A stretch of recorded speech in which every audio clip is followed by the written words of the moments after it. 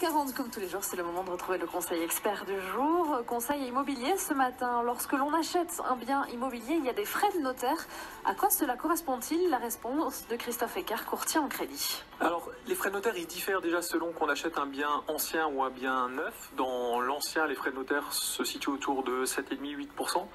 Et dans le neuf, ils sont autour de 2,5%. Alors, quand on dit frais de notaire, c'est un abus de langage, puisque en réalité, il n'y a pas que des frais de notaire là-dedans. Il y a trois catégories de frais, si on peut s'exprimer ainsi. Il y a effectivement les honoraires du notaire, donc sa rémunération pour l'acte qu'il va réaliser.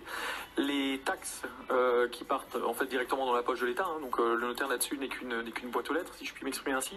Et dernier point, ce sont les débours, donc c'est l'ensemble des frais qu'a assumé le notaire pour arriver à la réalisation de l'acte, qu'il se fait ensuite rembourser. Typiquement, récolter des infos sur la copropriété et autres. Dans le cadre d'une acquisition dans l'ancien, les frais de notaire peuvent être réduits si on isole la partie immobilier du bien immobilier. Donc typiquement on achète un bien à 200 000 euros.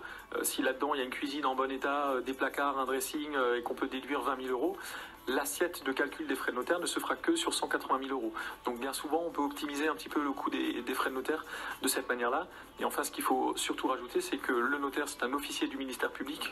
On est obligé de passer par lui dans le cadre d'une vente immobilière et il est le garant évidemment du bon déroulement de cette vente.